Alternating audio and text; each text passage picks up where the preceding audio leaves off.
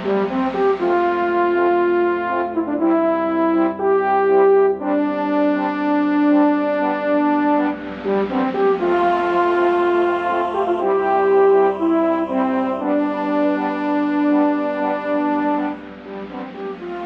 you ready to go ahead and just jump into things, or do you have anything that we need to talk about as far as like outline or anything goes before we start? I'm good. Okay, then let's do this. I'm a little nervous though, Chad, because like I haven't been on a podcast talking about a movie in a while, and I remember when I started my movie podcast, it took me a few episodes to really kind of get my sea legs and know how to like talk about a movie. So I'm nervous that I'm not going to remember how to do that. Yeah, it comes back to you pretty quick. I was talking with Eric or with Blaine last couple of weeks, and I said something similar because it'd been a long time. It's been a year and a half basically since I had last done Cinescope, and so I said, after just a couple minutes, it felt like I got back into the groove. So hopefully it comes back to you pretty quickly too. I hope so. Because I was sitting there watching The Aviator and I was taking notes, but then I realized that I was engrossed in the movie as I want to be, and then I'll be like, oh, I didn't take any notes for like 45 minutes. Right. And I hope I don't know. And with a movie like The Aviator that has like 4 45-minute time spans in it. Yeah. Well, that's true. Yes, it is a longer film. Mm-hmm. Well, anyways, hello, everybody. Welcome to another episode of Cinescope. We are here to talk about The Aviator today, and returning guest I have with me tonight is TJ Draper, formerly of the Movie Bike Podcast. How are you doing, TJ? I am doing well. I'm happy to be speaking with you again. I don't think I've heard your voice. Well, no, that's not true. I've listened to your podcast, so I've heard your voice, but I haven't spoken with you in person other than text or Twitter in quite a while. Yeah, it's been a long time. I didn't look up to see what like the last thing we recorded together was, but it has been a while, and you'll be glad to know I actually took the time recently and listened back to a couple of Movie Bite podcast episodes just for the fun of it. How did you access those? Because the site's down and I haven't had time to fix it. And it's not an active podcast, so it hasn't been a priority. I had things saved in my podcast app, I think. Just a few select episodes that maybe I hadn't listened to or I had saved a while back and wanted to listen to again. So, yeah, I listened to our Galaxy Quest episode recently. That was fun. Nice. And I was made aware of how just like crappy my mic was back then. So I'm glad my production quality has gotten a lot better since then. So you're saying you have a better mic now? I am. And I pretty much have the same mic. The last episode that I was on the Cinescope podcast, I knew I had it somewhere. I remembered it was one of the tabs on my browser on my phone. Mm-hmm. We talked about Star Trek IV, The Voyage Home. That was episode 66. Right. Oh, wow. And I really want to talk about Star Trek VI with you because it is also a fantastic film. Well, I think that'll probably be on our docket for next time. Since we were relaunching Cinescope, I was just like, I don't know if I want to jump into any series, even if we've already sort of talked about them. So next time, you have my word. We can do Star Trek. All right. All right. I love Star Trek. You can have Star Trek when you take it out of my cold, dead hands. Okay. I didn't mean for that to get so dark, but How about you take a moment to just reintroduce yourself for those who forgot or are maybe new to the podcast and tell us what you do and who you are. Oh, well, it seems a little self-serving, but I guess I will. I'm TJ. You and I hosted for 50 episodes. You were my co-host on the Movie Bite podcast. Mm-hmm. You've guested on it since then when Joe came back, and then you guested on my show Retake, which saw even less downloads than the Movie Bite podcast. So that's where you and I met, and I'm a software developer for the web, so I write lots of back-end software for the web, and I'm full stacks, but I tend to focus on the PHP, and I'm actually writing something in C# right now, so I'm really moving beyond the web even. So I'm a software developer. I don't know, what else do people want to know about me, Chad? Like I said, I'm not used to doing this anymore. I will pretend that I knew some of those words you just said. And, okay. And anyways, what have you been doing since podcasting? Well, that's pretty much it, is writing software. Just coding all day? Yeah, pretty much. That's my day job, and then I have side projects, and, I will spend time with my family, obviously. I have 4 kids and a wife, and, my wife and I watch television at night after the kids go to bed. We travel sometimes. I don't know. Okay. Well, that's TJ, everybody. And I think we're just ready to go ahead and jump into our discussion for The Aviator. This is a movie I hadn't seen before, so thank you for introducing it to me. I was happy to introduce you to it. It's a fantastic film. It was very good. I'm excited to talk about it. Some stats for the film. It released on Christmas of 2004. It was directed by Martin Scorsese. So fun fact, this is the first Martin Scorsese film I've seen. Oh, really? Yeah, it was. He also directed, just among other things, Taxi Driver, Raging Bull, The King of Comedy, Goodfellas, Casino, The Departed, Shutter Island, Hugo, The Wolf of Wall Street, Silence, and most recently, The Irishman. It was written by John Logan. The music is by Howard Shore, who also composed the scores for The Fly, Big, The Silence of the Lambs, Mrs. Doubtfire, Seven, The Lord of the Rings trilogy, The Departed, The Twilight Saga Eclipse, Hugo, The Hobbit trilogy, and Spotlight. I just want to interject and say this is unlike any other Howard Shore score I have ever heard personally. Yeah, I would agree. It stands out for sure. Now, I will say something strange. The last two films I have talked about on this podcast also featured composers who wrote music for the Twilight film. So I don't know what the weird trend is. It was not planned at all, but we last talked about In Bruges, which was scored by Carter Burwell. Yes. And then we talked about the Greta Gerwig Little Women adaptation, which was scored by Alexander Desplat. And so both of those people. Yes. And now, okay, that's really random. That's like the strangest connective thread of all time.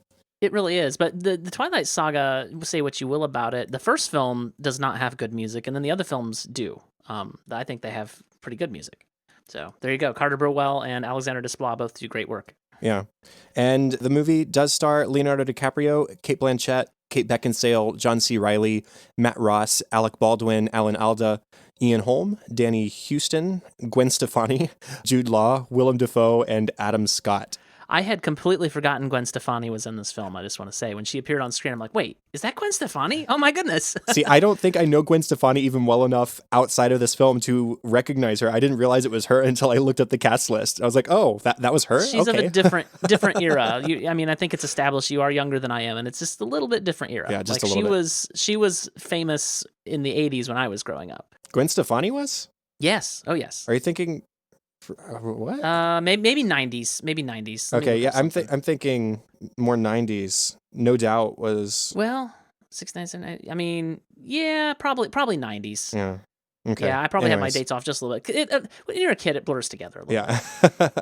Well, let's get into the things. So, what was your first experience with this movie? Do you remember your first time watching it or anything like that? I do. This is rare, actually, for a film that I like this much. I kept hearing that I needed to watch it. It was a favorite of, so on the various Dan Benjamin podcasts, he would have clips on his soundboard that came from this film, and then they would reference the film, and then I started hearing more about it, and I realizing that I needed to watch it. And so one time I was traveling, and I was in a hotel room, and I had nothing to watch, and but this is back when hotel rooms had DVD players, and so I went and I rented. I had nothing else to do that night, and I rented the film and put it in the DVD player and watched it, and loved it. It was just love at first watching. I don't remember what year this was, but it was several years ago, 8, 9 years ago, something like that. That was my first experience with it. My first experience, I just already said, this was my first time watching it. I think I was aware of it, but I had no clue the content of it. I didn't know what it was about. I didn't know necessarily that it was a biological film. Biographical, you mean? Sure. Biological that's is a little better. different. Yeah, biographical film. Nice. So I knew very little except that Leonardo DiCaprio was in it, and I'm pretty sure I knew that it was a Scorsese film. So, did you know anything about Howard Hughes going into this? No, not at all. Interesting. So, okay. I mean, I was engrossed from the very start of the film. Like, from the very moment we were jumped into the production of Hell's Angels, I was wanting to look up and read about it before the movie was even over. But I had to okay, Chad, be patient. You will find out more as you watch the film. But then every other single thing that Hughes put his hands in from the rest of the film, the government projects, his relationships with Hollywood elite, I mean, people like Katharine Hepburn and Ava Gardner, it fascinated me. And I just, after I finished talking about this with you, I'm probably going to go read about Howard Hughes for a long time, because I was just that fascinated with the way we just sort of dropped into his life and how he was this magnetic personality. And so I'm really curious to just learn more about him already. Yeah, I mean, and that definitely was my kind of takeaway too. And I watched it at that hotel room. Is I immediately got out my laptop and just started looking up everything that I could about Howard Hughes because I mean I knew the name. I knew he was he had done good things in aviation, but beyond that I didn't really know a lot, which is interesting because the man has a very interesting life as you get from the film. And the film is actually, I mean, obviously it's dramatic and it takes liberties and things, but the essential story is there of Howard Hughes' life when you start reading about the man. And of course, it focuses on the glory days. You don't get into the madness that kind of followed. Although it's hinted at the end of the film, if I can, jump ahead a little bit, the madness that kind of follows. I use the term madness, like just the mental instability and the continuing, going down that road. And it's a sad story in a way, but Scorsese manages to focus on the glory days and he doesn't ignore the mental illness that was going on, but to also somehow bring it around and say, but he still had a great life. He did these wonderful things. He defeated he overcame these things. It's really wonderful. I agree. And the Scorsese himself as a filmmaker in this film lives up to the reputation, I suppose. I don't think a whole lot needs to be said about Scorsese's talents, but I mean, just from the way things are shot, like one shot that really stands out to me is towards the end of the film while he is in the movie screening room and locked up in there for a long time. We see him looking into the camera lens, and the view we have is of the camera lens and his reflection inside of it rather than at him himself. And that's such a really unique shot. And then just the way that the lights are played with in that scene, the way he's shown from the front with the projections behind him and how it sort of like creates this this like aura around him. Yes. Oh, yeah. I know exactly what shot you're talking about. Yeah, it's really, really interesting. It's very, very cool stuff. I'm excited to now watch more Scorsese stuff just to see more unique things like that you don't get from the everyday popcorn filmmaker. Well, the next film I would recommend to you of Scorsese's is Goodfellas, which is my favorite Scorsese film. I have seen parts of that one. Yeah. The Aviator's a close second, but it's the same sort of thing you always get from Scorsese. I mean, it's a masterclass in framing, in cinematography, and lighting. And I know that he's a director and there are other talented people bringing that there, but he has the eye. I mean, obviously he's directing and telling them how he wants it. And he really has the eye to catch those sorts of things. I mean, and another thing that stands out that kind of separates the wheat from the chaff, if you will, is it's along the same lines where there in 2004 CGI was not as good as it is now. But you look at this film and you would be hard pressed to say that was CGI. And that there is a lot of CGI used in this film. Like there's old planes, there's things that we just don't have anymore. And so there's a lot of CGI in the film. But it's used to good effect. It's the way it's shot and the way it's handled, and it's not like where a lesser director would throw more CGI at it in a way that wasn't good. Scorsese knew exactly how to utilize the tools that he had in 2004. Do you have any more like story or like cinematography kind of stuff to talk about? Yeah, I guess so. I mean, one of the overarching, it's almost like there's two kind of stories going on at the same time in this film, and one of those is the success, right? It's you have the success of Howard Hughes, and Roger Ebert had this wonderful quote. I read his review, and I pulled this quote from Roger Ebert's review. I miss the man. He says, Hughes apparently became the world's richest man by going bankrupt at higher and higher levels, right? so that's the one story is this underdog success story where he comes and he continues to fight the man, and literally does fight the man with Senator Owen Brewster, played marvelously and wonderfully by Alan Alda. I mean, you hate the man, and that is just you're supposed to, that is so wonderfully played. And so you have that story of Howard Hughes overcoming all this stuff. I mean, in one way, how do you make this rich, man that inherited all this money seem like the underdog? But in many ways, he really was. And so you have that story, but then you also have the story of this burden of his mental illness just creeping in further and further.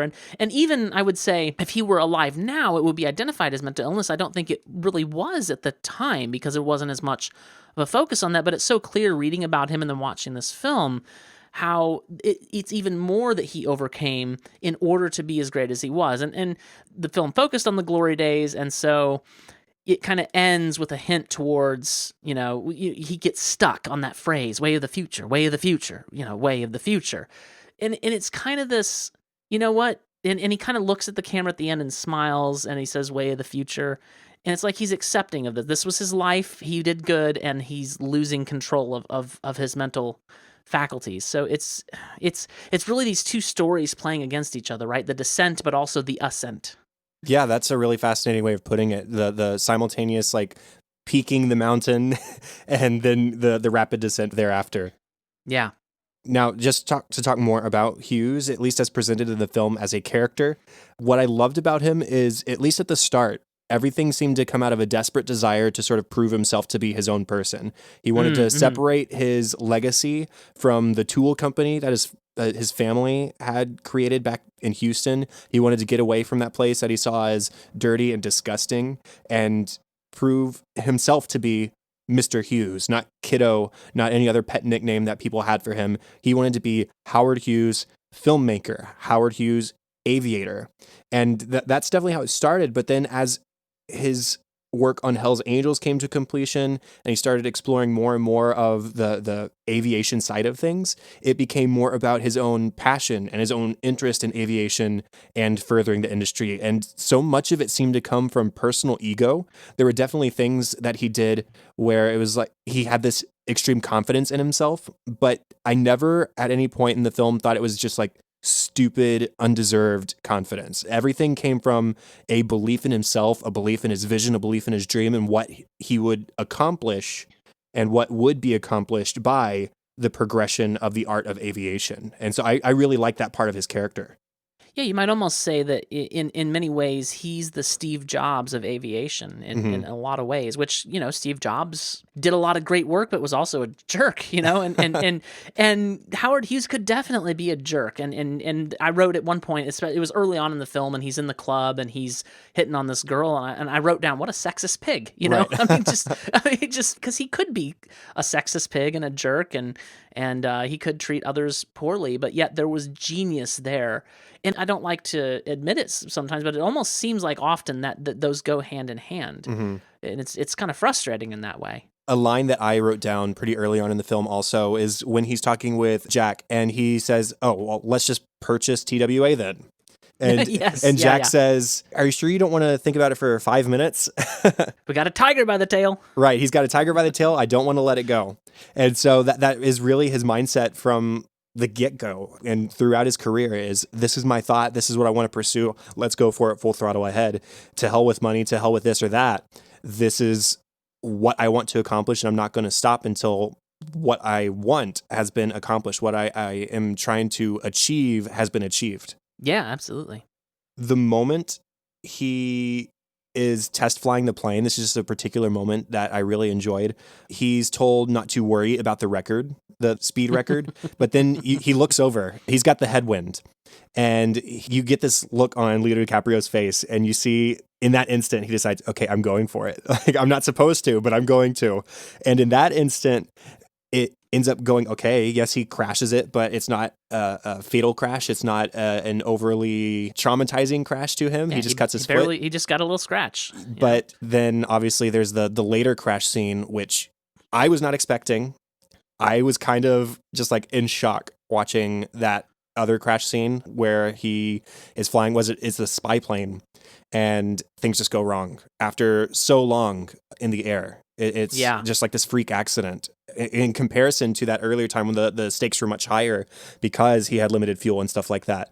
And watching him crash and knowing that this was just like so many things in his life falling apart at this time, seeing how his body was demolished in that instant. And just, you could see how the rest of his career, at least in the immediate future, was just going to go downhill because of all the other things he had sort of riding on this plane and his other immediate projects. Yeah, and the speculation is, and pretty much as portrayed in the film, is that accident which it was almost miraculous that he walked away from it, that accident is really what pushed him over the edge. Like, he was already struggling mentally, but then he got pretty banged up and sustained injuries to his head and face, as well as the burns, and it just kind of pushed him further down that road of the mental instability. There were two other scenes that really highlighted his character to me. You see in several scenes, actually, where he's among the other rich people or celebrity or in these environments where there's a lot of people and a lot of press. And he's so uncomfortable. And when he is with Catherine and he goes to her family's estate and they're bombarding him with questions and conversation, and he's not really comfortable with any of that either. But the second any kind of conversation turns to aviation and what he's trying to accomplish with his career, he is so confident in himself and he becomes so sure-footed. And so it's really almost inspiring to see this person who goes and flips a switch like that, going from being so uncomfortable to automatically being like, okay, this is my wheelhouse. This is what I know. This is what I could talk about for hours and hours upon days. And we see that there in the Hepburn household, though he's a little bit of a jerk, but kind of deservedly so. A little bit, although I felt bad for him because he really didn't know how to communicate with them, and then they landed on a subject that he could talk about, and he was passionate about, and they shut him down almost immediately, and I felt so bad for him. But then I actually wrote this down, where something was said about money, and Katharine Hepburn's mother says, "Oh, we don't care about money here," and he immediately, his rejoinder is, "That's because you have it," and it's just, you could hear a pin drop. And he's, "Excuse me?" He's like, "You don't care about money because you have it." Right. Some of us have to work for I'm paraphrasing now, but some of us have to work for a living, We see that same sort of attitude in the Congress hearings, the Senate hearings. He is immediately prior to that locked up in the screening room for God knows how long. Months. And months, a very, very long time. It's his hygiene's bad. He's been driving himself crazy in that room.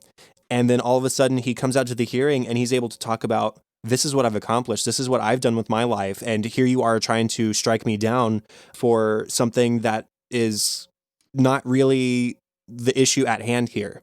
And so in that scene, we see that same sort of fire lit under him, where he's able to talk so passionately about what he's doing, what he's trying to do, what he's accomplished.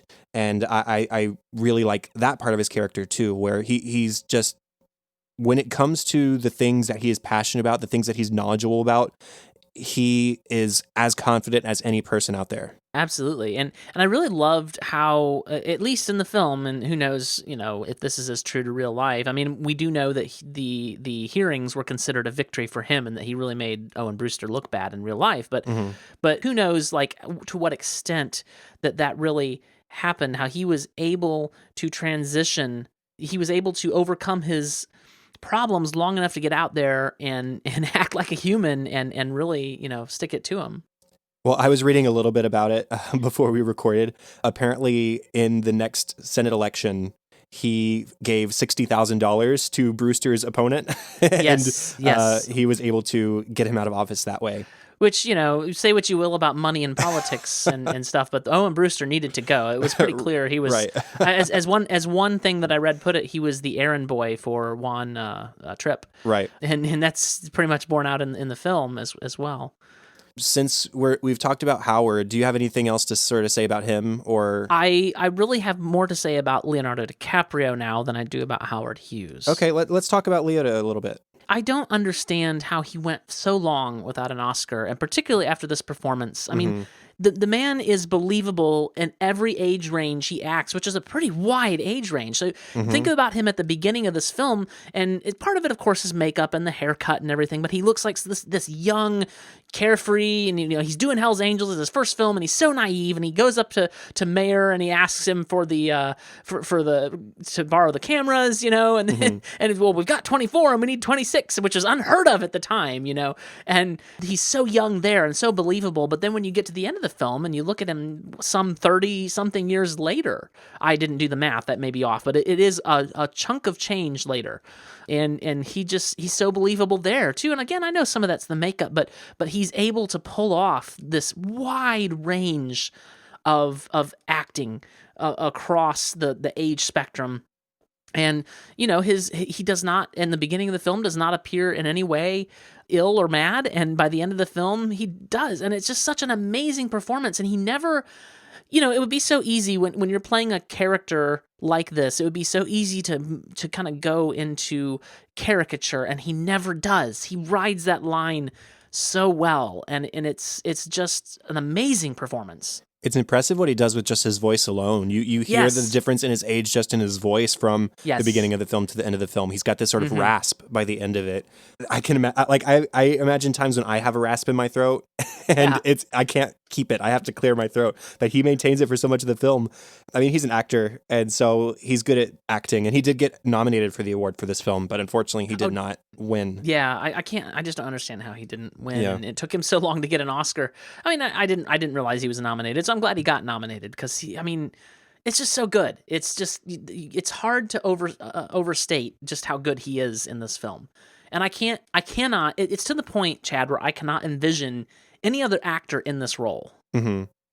Somebody who did win the Academy Award for this film is Cate Blanchett as Katharine Hepburn. Also very deserved. Oh, yeah, man. So I also really didn't know anything about Katharine Hepburn. Not that this movie necessarily gives a big glimpse into her life, but she nails the transatlantic accent. And I love this sort of like bubbling energy that she has from the start of the film, and this nonstop talking. She's glamorous, but she doesn't shy away from her, quote, outdoorsy label, as she labels it. Yes. And we see the stark contrast between a Hollywood star like her as compared to a Hollywood star like Errol Flynn. She's classy, more concerned about the world. She at one point talks about, I don't remember exactly what the issue is that she brings up, but she talks about something that's happening elsewhere that's more important than movies. She says to Hughes, movies are movies, Mr. Hughes, not life. And so as an actress who makes a living on her movie, she's very aware of how superficial the whole process is. Whereas Errol Flynn is here at the table stealing food off Hughes' plate and just being an overall like jerk bag. What an awkward setting that was too, and seeing like they just came up and it's clear that they should have left them alone, and they're just it was such an awkward scene. So good. So I love seeing the contrast that she has from others and seeing how in that way they're two peas in a pod, because we see throughout the film that Hughes wasn't a drinker, he wasn't a partier, he's not doing drugs at any time in this film.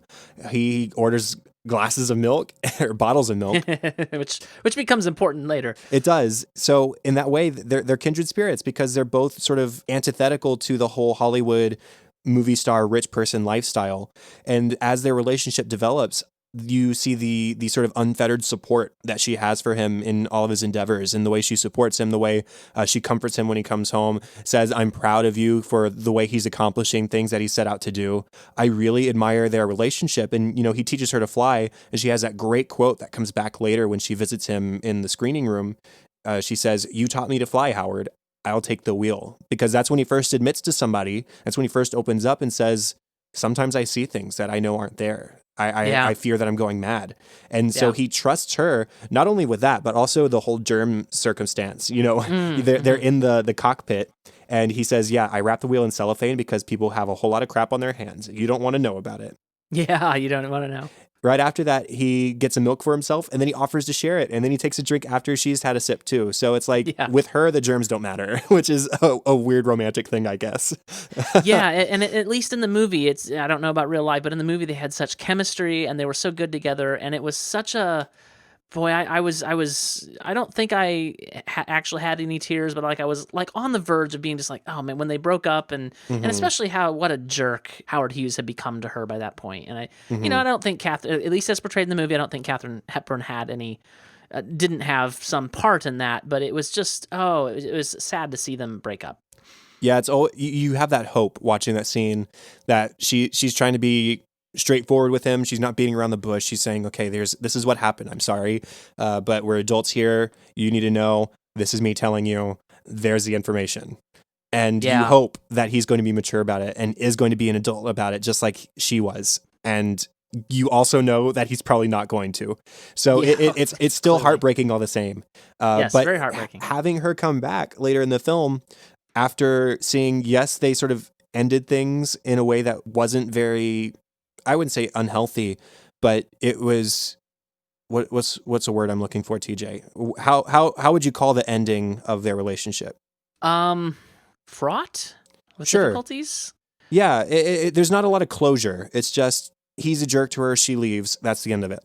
But we see that scene where he has caught wind of a tabloid or somebody who is about to post some pictures of her with Spencer Tracy. And he says, okay, I don't care what the cost is. I'm going to buy those pictures from you, so you're not going to publish them and spread this stuff about her.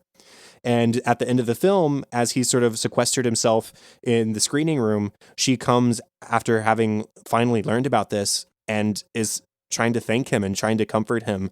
And he doesn't let her in the same way that he did before, but it's a really touching moment from her to see her come back and to be thankful for what he did for her despite his earlier treatment of her. Absolutely. And to the point of going back to Cate Blanchett as the actress, like, I wanted to mention this quote. Again, this is from Roger Ebert. You can tell that I typically like his reviews. And he said, Cate Blanchett has the task of playing Katharine Hepburn, who was herself so close to caricature that to play her accurately involves some risk.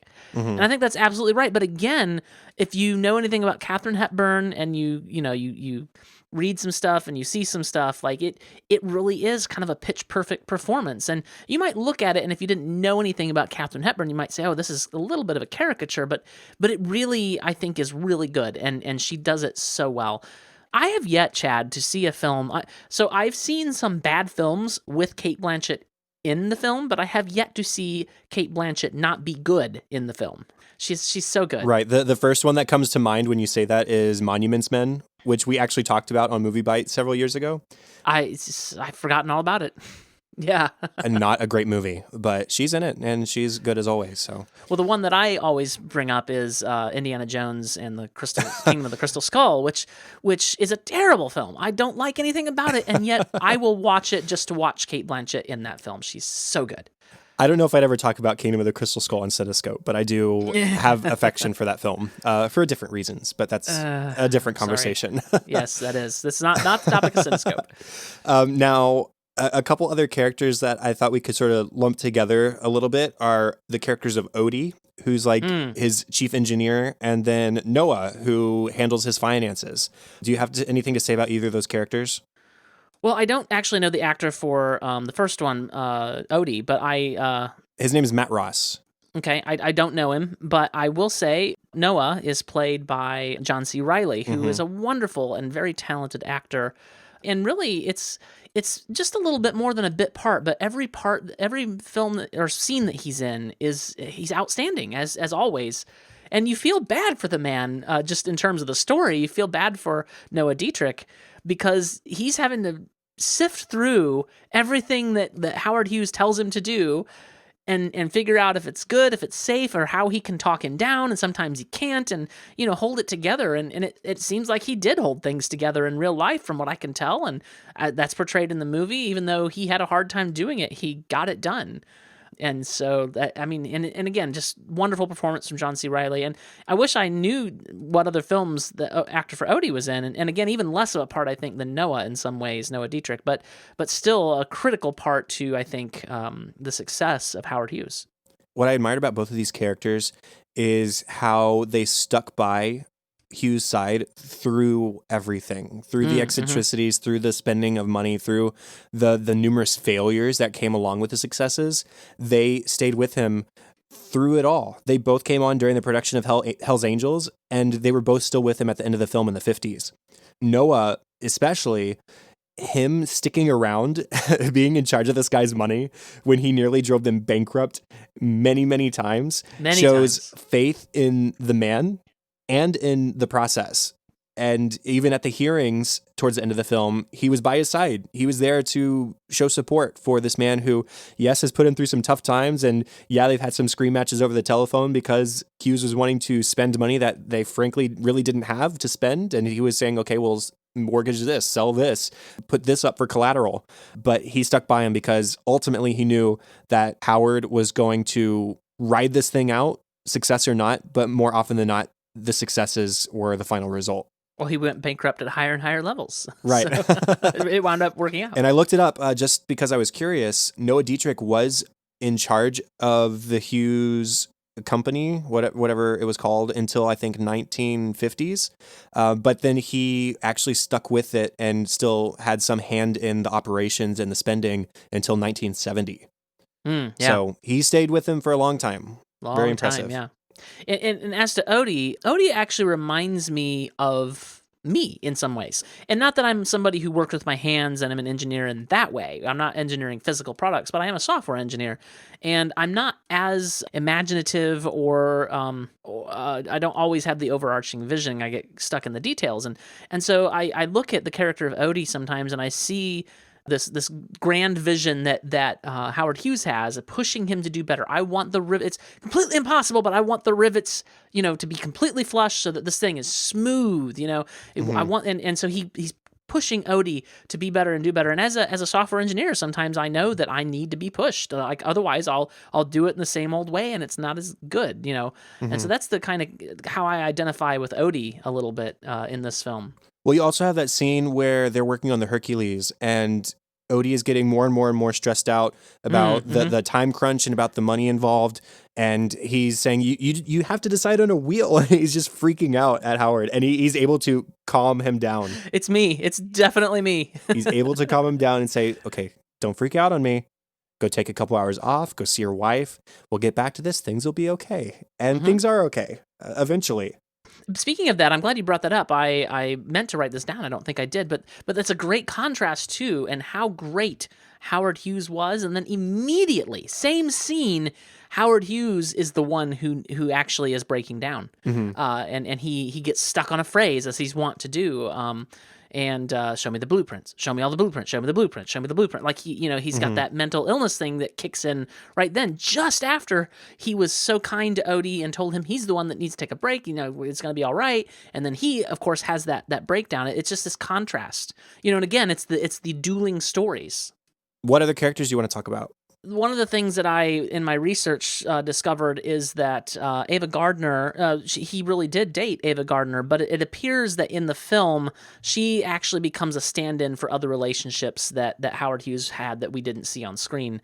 Some of the things that happen in the Ava Gardner relationship were actually things that happened with another star, but I think it would have muddied the waters to introduce yet another woman into the story of the film. And so I thought that was a really nice way of storytelling, is to bring in Ava Gardner basically as the stand-in for all the other relationships that he had. And there's some, I guess there's some smoothing over that comes in that, but there's also an economy of storytelling that needed to be observed there. But she actually did date for a while, or was with Howard Hughes in some fashion, played by Kate Beckinsale, who did a wonderful job. The thing I liked most about her character was they had that falling out where he had bugged her room because he was so paranoid and suffering mentally. Yes. And she hit him and he left, and presumably they didn't speak for a long time. But towards the end, when he was preparing for the hearings, I don't know if he called her up or if she just sort of showed up out of the blue. I think he called her. I think it says that he called her. Yes, but she didn't hesitate to come and to help him get prepared for that, to clean him up, to make him presentable. She says, I did this for you because I know you would have done it for me. Yep. And so I admired that about her, despite the way they had ended things before. It's sort of the same thing that had happened with Catherine, was, yes, things didn't end on the best note, but both women were willing to come back and to give him the gesture of thanks that they felt he deserved. For sure. Now, the only other characters I really had anything to say about would be Juan and Owen Brewster, which you could sort of lump together just because they are working for each other in certain ways. What do you have to say about either of them? You've already talked a little bit about Owen. Senator Owen, of course, played by Alan Alda, is marvelously villainous and kind of to me anyway, kind of a stand-in for how I feel about most politicians anyway. And then, of course, you've got Juan Tripp. I don't know how accurate to real life this is, but he played by Alec Baldwin. He sure is a jerk. And, he's trying to get the monopoly on the system by somehow selling to the American people that having monopoly is actually a good thing and that prices will be better. That's not how any economy I've ever heard of works, but that's how it comes across with Alec Baldwin, and Alec Baldwin is always wonderful as a villain. just like it reminds me, it's almost the same character that you get in what's that movie? ABC Always Be Closing. I'll think of the name. I know exactly what you're talking about. Yeah, but yeah. I can't think of the title.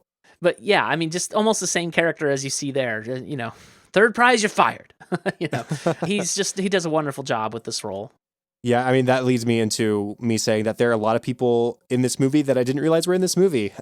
John C. Reilly being one of them, Alec Baldwin being one of them. Adam Scott was a real surprise for me. Not that I know Adam Scott from a lot, but I know he was in Parks and Recreation, which is a Right. show that I haven't watched a lot of, but I'm aware of it. And that was, I thought, his big break in my mind was Adam Scott got big through Parks and Rec. And maybe he did, but just seeing him in this several years prior was interesting for me. The name of the film I was looking for was Glengarry Glen Ross. That's right. Yeah. So, yeah, there are a lot of big people in this movie that I didn't realize were in this movie. John C. Reilly, one of them, too. Any other characters? Jude Law as Errol Flynn. Errol Flynn was fantastic. Just pretty much a cameo, but just fantastic. I'm trying to think where I've seen Danny Houston before. He played Jack Fry. And again, a bit part, kind of a cameo, but just wonderful. I've seen him in something before, and he was Stryker in X-Men Origins Wolverine. So yeah, just, this movie is full of just great actors. Another cameo, Robert Gross, played by Brent Spiner, who plays Data in Star Trek: The Next Generation. So that was fun. I had forgotten he was in here. Ian Holm, of course, as Professor Fitz, just wonderful. And that super awkward scene where he brings Professor Fitz in to measure the bosoms of the women. Oh my goodness! I felt so embarrassed both for myself watching the scene and for Ian Holm. And he's just like, he looks behind him like, me? But it's fantastic. That was another person that was brought on during the production of Hell's Angels, and he stuck with him through to the end. He was riding cockpit when they brought the Hercules in the air. So yeah. And it seems like because these people, as far as I can tell, actually did stick with him, that even though he had these flaws and he had this mental instability, he had this magnetic personality trait or something that kept people that kept people on his side.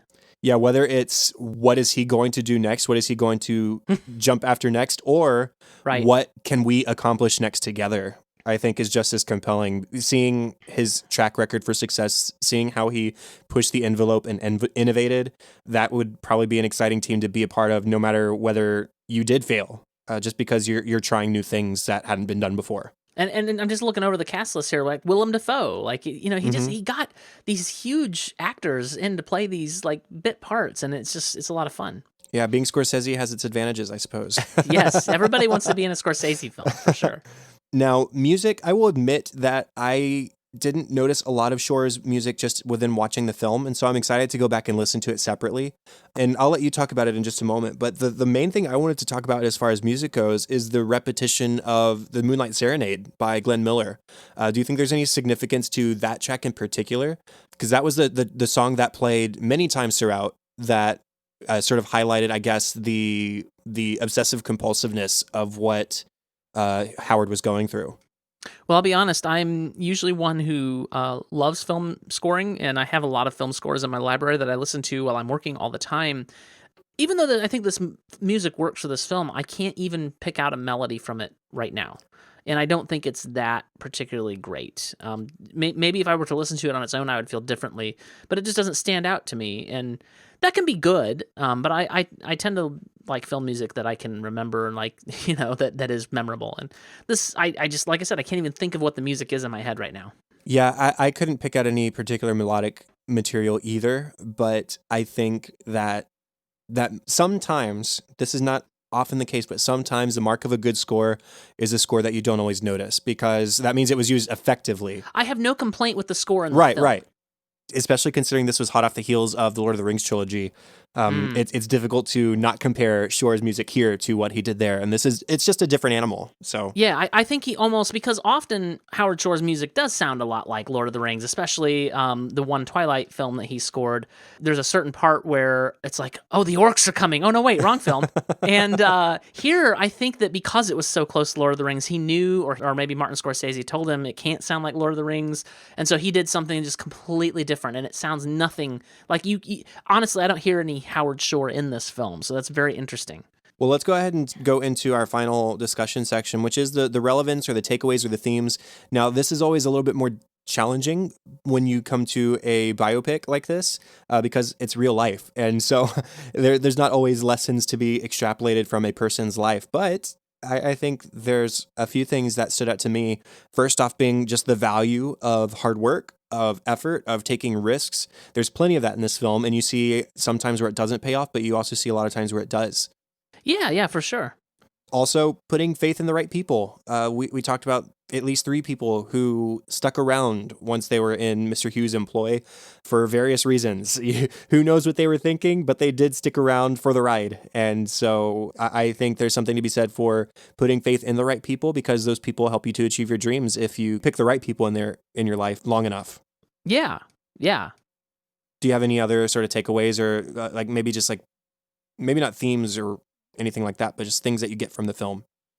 Well, I mean, obviously, there's the legacy of Howard Hughes and aviation. Like, I fly a couple of times a year for various things related to work. My company is in New York City. I live in Tennessee, and so I fly to the office a couple of times a year. And he contributed so much to the aviation industry. Like, he bought TWA. TWA lasted into the 90s, and even then, like, kind of all the ways in which he did things kind of revolutionized the way we think about travel and flying. And had one trip been successful, I think that the aviation industry would look very different than it does today. And so I think we have Howard Hughes directly to thank for the aviation industry that we have now, which I'm very thankful for. It is still, as Superman is wont to say in his various films, the safest way to travel, statistically speaking. And we have Howard Hughes largely, I think, to thank in many, many ways. Not in every way, obviously, but in a lot of ways, he contributed so much to the aviation industry. And so that's sort of a legacy that he's left us. And then as far as the relevance of the themes, Howard Hughes was not without his flaws, as we've talked about. He could be a jerk. And of course, he had mental illness problems, issues that he had to work through. And I look at that and I say, there's 2 ways to look at it. One is, well, maybe because he had so much to overcome, it made him, that much better when he overcame it. But I also look at it and say, look, if Howard Hughes could overcome all that and do what he did, surely I can, because thus far in my life, have been very blessed in terms of my health and my mental health and all these things. And so he overcame so much to do what he did, and I have so much less to overcome. Surely I can find my niche and contribute. I like that. I think that is a way in which he's inspiring, both in the way he strives after his dreams, but also in the things that he was able to accomplish despite his mental illness and despite his paranoia and other things that afflicted him throughout his life, and despite the thing that the accident that nearly killed him. We see for the next couple of scenes after that accident happens, him first with a cane, then him without a cane. He's clearly trying to maybe keep up appearances in a certain way, but also trying to just push himself harder. We do see a couple times where he does literally have to find something to lean on, or does have to lean back on that cane in order to stand straight or to walk correctly. But we do see how he pushes himself to heal and literally overcome that part of his life too. So a lot of inspiration to be seen in Howard Hughes.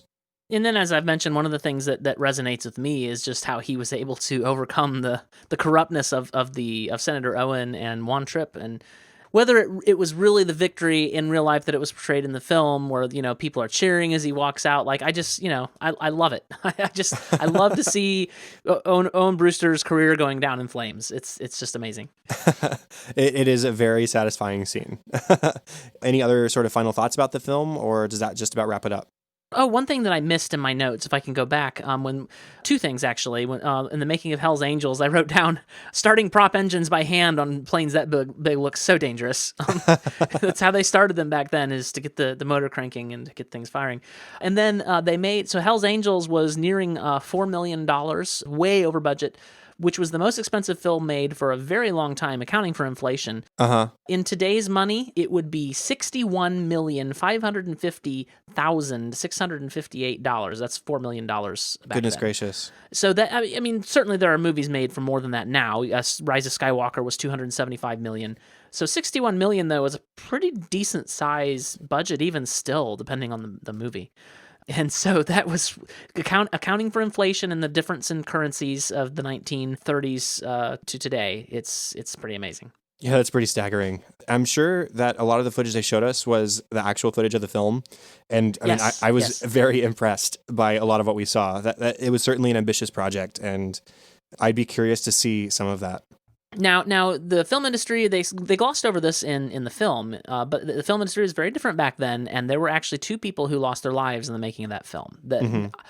it's very rare now obviously you can lose your life doing anything. And so I'm not saying that, if it happens sometimes that's the way life is. But in general, back then, the movie industry didn't care about the little people. Well, I do think And it was that's- mentioned in the film that there were two deaths. Yeah. I didn't remember that, but I did read more about it, and it was a very stressful and a dangerous place to work. So as much as I enjoy the craft of it, it's like, well, we had a lot to learn about safety, workplace safety back then. Well, I'm excited to revisit the film more in the future, and yes, to look up the Howard Shore score separately, just to see what does stand out about it, if anything. But with that, that's the end of the 81st episode of Cinescope. Thanks again for joining me, TJ. I was glad to talk about a new film for me. That's what I love most about the show, is that it introduces me to new things. Yes, I love talking about things I already love, but I also like being introduced to new things to love. Well, when you're ready to get a new Star Trek movie that you haven't seen before on your radar, let me know. And you've been very crafty in wanting to talk about every other one, which means that I have to watch 2 Star Trek movies in order to then talk about one of them with you. So yeah, you can skip 5 if you want to. I enjoy 5 for what it is, but it is not a great film. Okay, noted. Well, contact for the show, facebook.com/Cinescope Podcast, @Cinescope Pod on Twitter. Please consider going over to Apple Podcasts, leave us a rating and review. It helps with visibility for the show so that more people can discover it. And consider hitting that subscribe button too, so you're always notified when a new episode comes out. I love how your episode outline still says rate and subscribe in iTunes, as if anybody still uses iTunes. Yeah, but I just sort of always mentally say the right thing. Oh, yeah, whatever. Yeah. Email feedback and ideas you might have for the show to thecinescopepodcast@gmail.com. Now, TJ, where can we find things from you and follow you online? Well, moviebite.com, as I mentioned earlier, is down. Normally, I would direct people there to our 150 episode archive. One day, I will get that site back up. I don't know what's wrong with it. Right now, the only other place that you can find podcasts that I did myself is on nightowl.fm. That is still up. The podcasts are still there, and occasionally we even still post. It's been a couple years, but once in a while we'll get the bug and post an episode. But then you can follow me on Twitter if you want. It's just a stream of consciousness. It's TJ Draper Pro is where I'm at. Okay. Well, the best place to find me personally, separate from the podcast, is @Chadadada on Twitter. That is CHADADADA. And there's my other podcast, which is the Office Rewatch podcast titled An American Workplace. You can find that where podcasts can be found and at workplacepodcast.com. And show notes and contact information that we just went over for this podcast can be found at thecinescopepodcast.com. And thanks again, TJ. It's always fun to talk with you. It was good to return to my podcasting roots, talking about a movie with you. Yes, yeah, absolutely. It was a lot of fun. And I just want to say, your Twitter handle, every time I see it, always reminds me of the Muppets. Chadadada, Manamana. It kind of reminds me, which is very appropriate, I think, for Chad. I think so, too. I actually have a stuffed Kermit sitting on the ground next to me because my cat took it down from its perch. So very nice. That's all for this episode, everybody. Thank you for listening, and have fun and celebrate movies.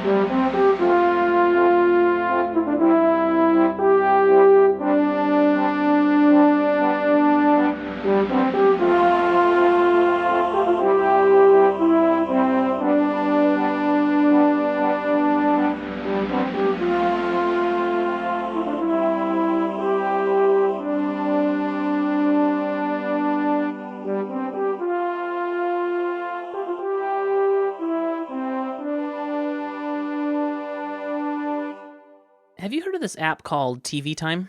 Yeah, I have it, or I did, and then I had to reset my phone for reasons, but I've used it. For reasons, yes. I love reasons. Yeah. Yeah, so I got really frustrated not being able, because all my shows are on various networks in various places. Some of them are on Hulu, some of them are on the CW, and the CW is the worst because it doesn't have any way for you to track what you're currently watching and whether there's a new episode or not. Mm-hmm. So this app kind of put everything in one place. I'm like, oh, I have, I have a lot of TV I need to watch right now. But so anytime there's a new episode, it shows up in my queue, and then I can check it off when I get done. But then they recently added a movies feature, so I put a bunch of movies in that I haven't seen that I want to. So that's really nice. See, I use Letterboxd to keep track of my movie watching, which is really nice. It's a good log. Apparently, they've got a watch list feature that I didn't know about and I haven't really used yet, but I can start using that more. I did when I first downloaded TV Talk. I took the time to go through and log all the things that I'd seen, but then I didn't do a very good job of keeping up with it as I watched more. Yeah. So maybe that's just something I need to spend more time doing. Re-download that app and catch up on things.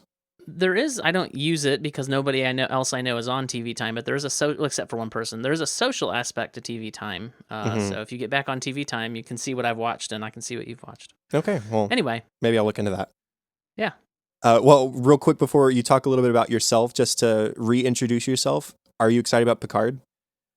I am super excited about Picard. I'm a little nervous because, stuff can not go the way you want it to or think it should, or maybe it's not going to be as good as you want it to be, but I am like all this material that's coming out about it, all the trailers, and I have been in it. I have two modes, right? I'm like completely avoid spoilers or give me everything. And I'm in this mode of give me everything. And so I don't care if it's a spoiler or not. I want it. And it looks fantastic. I don't know if you've watched any of the trailers. In earlier trailers, they had scenes with Data.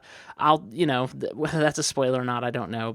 But they had scenes with Data. It looks like possibly dream sequences because Data, as we know, is dead. Mm-hmm. And he didn't, obviously Brent Spiner's getting older and he's an android and he's not supposed to age, but he looked a little off, like they were trying to de-age him, but it wasn't good. And, I figured, a lot of people were freaking out. I figured it was just early stages. They hadn't finished the stuff. But the latest trailer, he looks exactly like he did in Nemesis. So, yeah, that's an aside. I'm super excited. And Picard is my favorite captain in the Star Trek universe. Like, he's just so good and he does what's right no matter what. And so I'm just excited.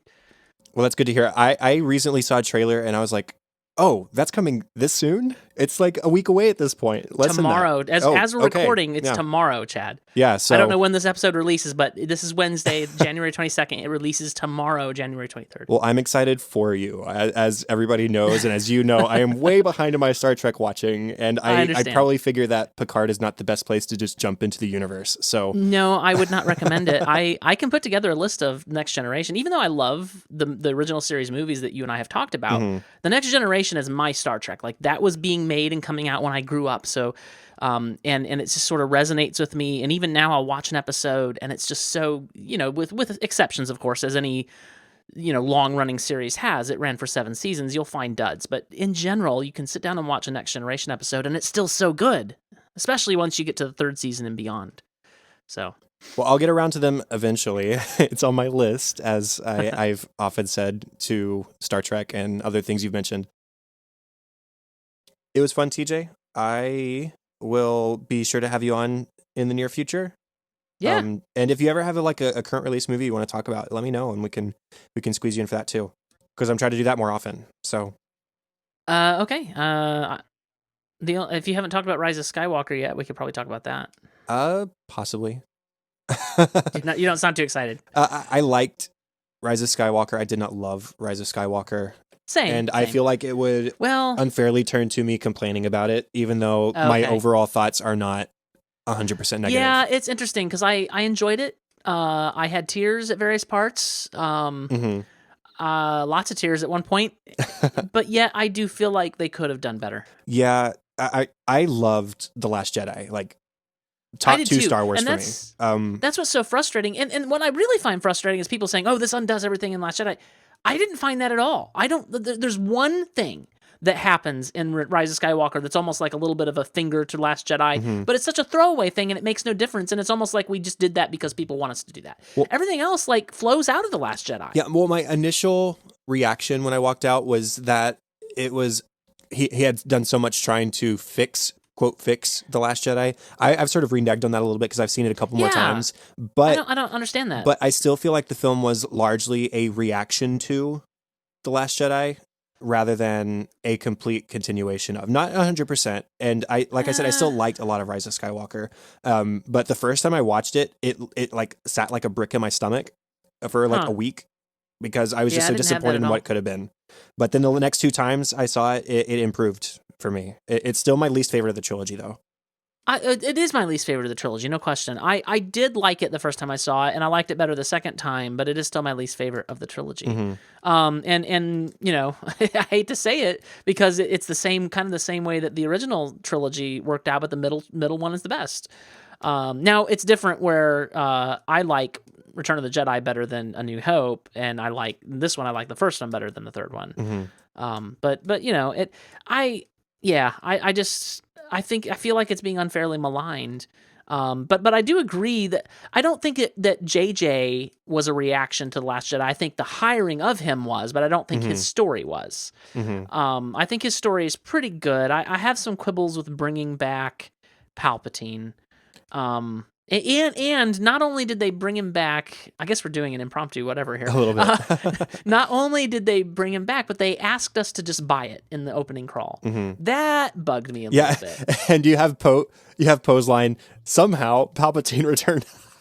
Somehow, yeah. It's like dark magic, or dark force, whatever it was. They said they gave like 3 or 4 possible options. Whatever, he's back. And it's like, yeah, but how? Why? And it's definitely a retrofit, and it mostly works. It's just a little bit of okay, we have to buy it initially, and then it's fine. And I'm not complaining about seeing Ian McDiarmid reprise his role because he's so delightful in that role. See, for me, I don't necessarily have a problem with Palpatine being back in general. Like if they had explained it better, I would have been happier with it. I definitely have the problem with Rey being a Palpatine and that handling of it. But for me, I don't. For me, Palpatine was just always the central conflict of each trilogy, and so it made sense for me, for him to be back for this one, to sort of be like one final conclusion to the saga as a whole. Yeah, see, I don't have a problem with her being a Palpatine, and actually, if you want me to get theological, I think there's definitely some biblical symbolism here, where she rejects the evil ways of her family and joins the good family, which is, as a Christian, I believe that the Christians are adopted into the family of God who were of the evil one, right? So there's sort of some semblance there that I maybe that's why I didn't have as much of a problem with it. But yeah, I thought it was good, especially at the end when she says, "I'm Rey who," and she says Rey Skywalker, and you've got the Force ghosts of the Skywalkers there smiling, and I enjoyed it. Yeah, I don't mind that so much. I don't know. I have so many conflicting opinions. Like I liked this, but I didn't like this, and those somehow conflict with each other. But like I said, overall, I did enjoy Rise of Skywalker. I liked it more with my subsequent 2 viewings. I will own it. Like I'm excited to watch it again when I get the chance. Yeah. I just won't see it in theaters again. But there was one other thing I was going to say. I don't remember. But yeah, I'm such a nerd that my biggest problem is the light speed skipping. Oh yeah, it's so dumb. That is not the way light speed works in Star Wars, and never has. It doesn't make any sense. It doesn't even make any sense because the Falcon light speed skips somehow right into the middle of a city, and not only does it skip away, but then like the TIE fighters are still with them. Like what? How does that work? And also they didn't make any calculations. And how is it that they didn't fly it through a building? And none of this makes any sense. Like that's the one that makes that's the thing that actually makes me angry in The Rise of Skywalker. Nothing else made me angry. I'm glad you still don't have any opinions on things, TJ. Nothing's changed. You know me, opinionless. Yeah, that's how I've always known you to be. Well, you got to put some sort of a tag on this show for. I will. I had already quit like my personal recording, but I still have call recorder going, so I'll have some sort of tag with probably some of that stuff we talked about at the beginning too. Okay. Woohoo! It was a good time. Yeah, it was fun.